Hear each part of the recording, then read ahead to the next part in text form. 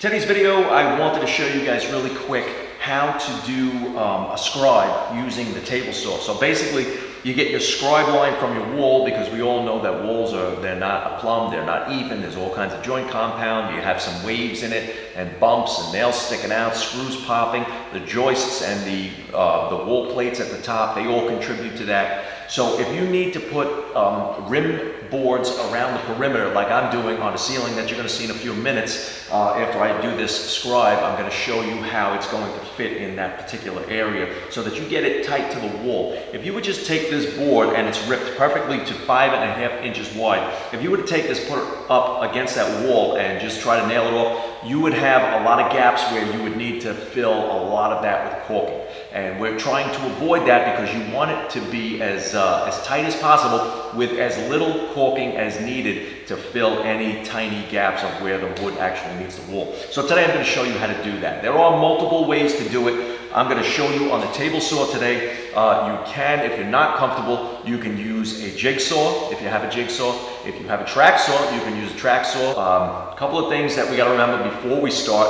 You have to remove your dust hood from your table saw. If you're doing it this way, you need to remove your riving knife, and we're going to angle the blade to about 10 degrees. The reason we're going to do that is the less meat that you have at the back of the piece that's fitting against the wall, that's going to help you to fit it tighter against the wall, because you won't have as much vertical surface leaning against the humps and the bumps of the wall. So if you take that out of the equation by tilting the blade and cutting that back cut off and taking off all that meat, then just the tip of that is going to touch the wall where you scribed it. It's going to come out perfect. So let's get started.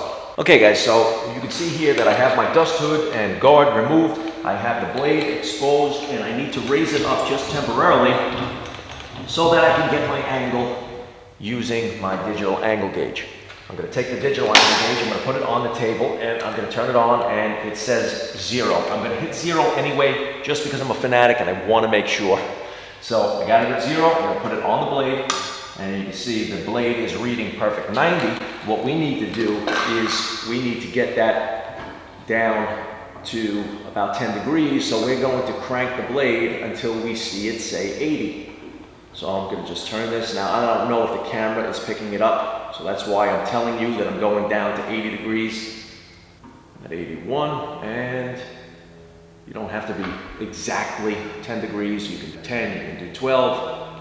10 is just a really number that's worked for me in the past. Okay, right there, got it to 80. I'm going to lock it in place, and then I'm going to shut this off, move it out of the way. And now I'm going to bring the blade down so that just enough is exposed where the blade is not protruding so high. We want it right about there. Just about 1/4 of an inch above where we're going to cut. So now try to focus this in on the camera here. This is my scribe line. You can see my pencil mark right here. Doing a 1/4 inch scribe.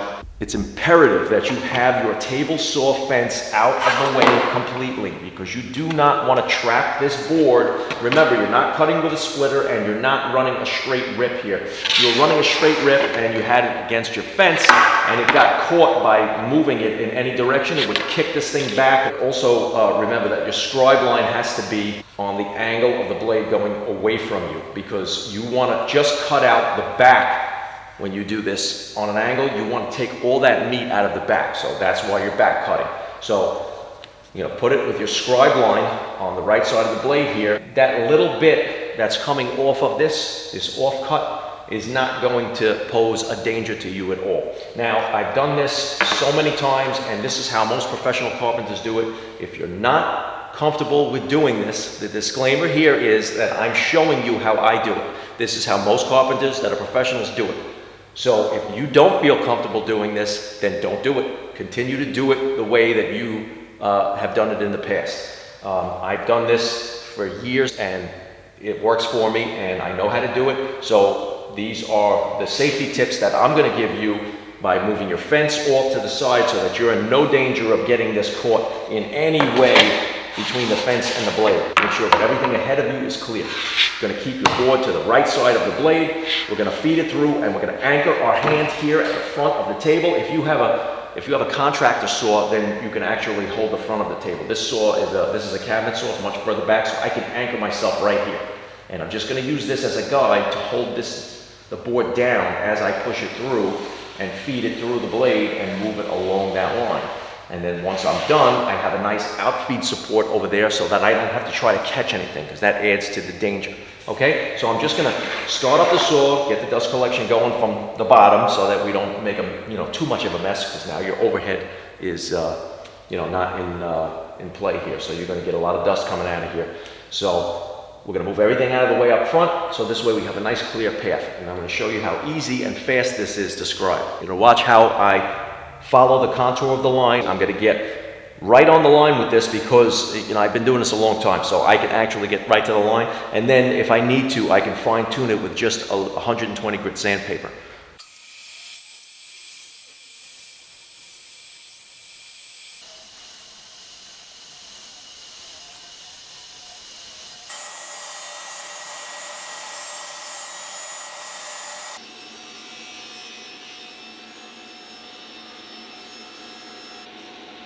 Now I have just a little bit of a pencil line here at the edge of the board, and the rest is pretty tight. So what I'm going to do is just going to take 120 grit sandpaper. You can use 100 if you want, and I'm just going to slowly go over the edge right there until I hit that pencil mark.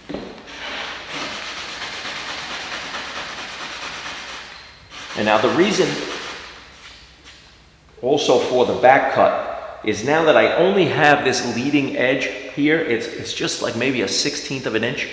When I need to get to a pencil mark, just like this right here in the corner, and I'm sanding that down, I'm only taking off that little piece of the top. I'm not trying to sand the whole board because that meat is already back cut so that it won't be in the way and give me any resistance against the wall when I put it in place. So this is the board we just scribed, so now we're just going to fit it in place here. I'm using these third hands from Fastcap. I'll link those in the description as well.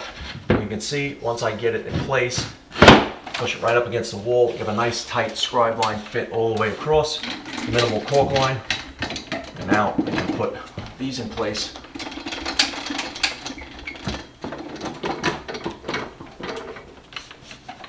And I can nail off this perimeter board and start scribing the rest. This is going to be a minimal cork line here. You won't see the seam at all. Okay, so this is half of the ceiling done here. I'm working on the other side, but I just want to show you the scribe line, how it'll come out after it has just a little bit of cork on there. You can see it's really tight to the wall, all the way around. And these are the moldings that we'll be working on next. Show you guys how to cut those. Those are rabbited moldings, and this is just a different type of a lower profile coffered ceiling. But I'm not doing any crown along here, so that's why it's got to be scribed along the wall tight like that. If you were doing a crown molding, then you can skip this step altogether. Okay guys, so that's it for today's video.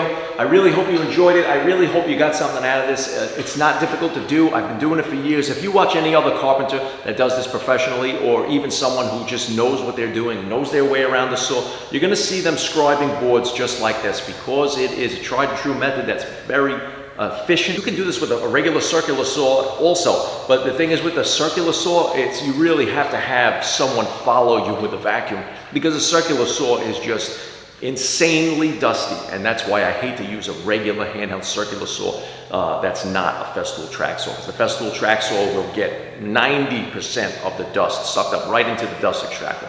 So if you have a jigsaw, a circular saw, a track saw, or a table saw, you have all the different ways that you can go ahead and scribe those boards. I just want to stress the safety issues. Again, you have to make sure that your fence is completely out of the way. You don't want any way of that piece of wood binding there on the blade against the fence, because that's how accidents happen.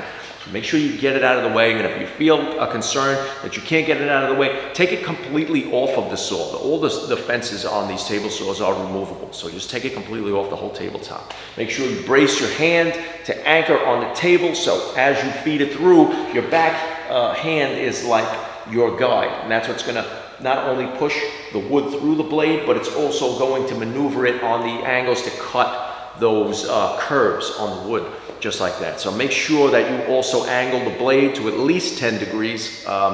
Some people do it at 5 degrees. I don't think that's enough back cut, because you're still leaving a lot of meat on the back of the piece of wood. And when you do put it up against your wall that's uneven, you're going to have issues. And then the tip of the piece that you're going to visually see is the piece that you really want to actually get right on that wall, because that's what everyone's going to see. The back part is going to be completely closed in, so it doesn't matter how much you back cut it.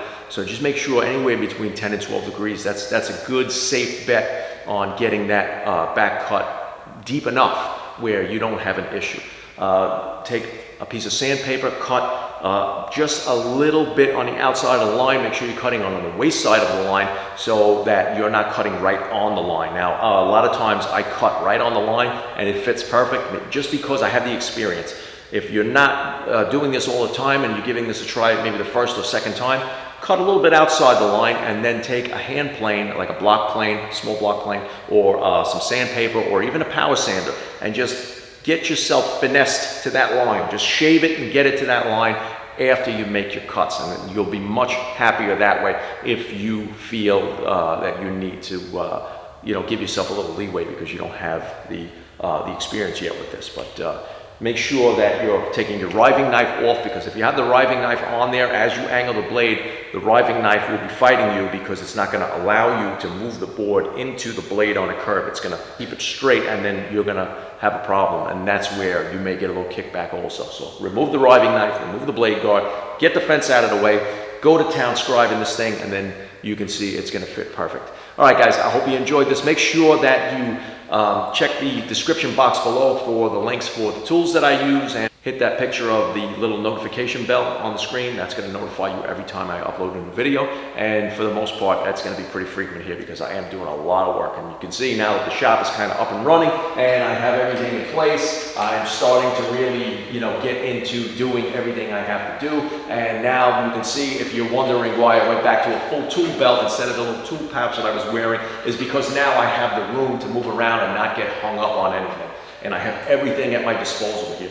Doing a lot of work, the pouch is not cutting it when you're doing a million things with moldings and framing and stuff like that. When you're in the shop, if you're maybe cutting a couple of boards, then just a little pouch is fine, but it doesn't hold enough of what I need. And one of the things that I missed the most about when I had the pouch on was I never really had my hammer handy when I needed to just tap something in place. I always found myself trying to hit it with my hand, and it never worked out. So now that I am back to the full tool belt, I have everything at my disposal. So you will be seeing this a lot more. I can link this in the description as well. This is a great tool belt, very affordable. Okay, guys, I'll see you next time. Thanks for joining me in the shop. I hope everybody has a great weekend.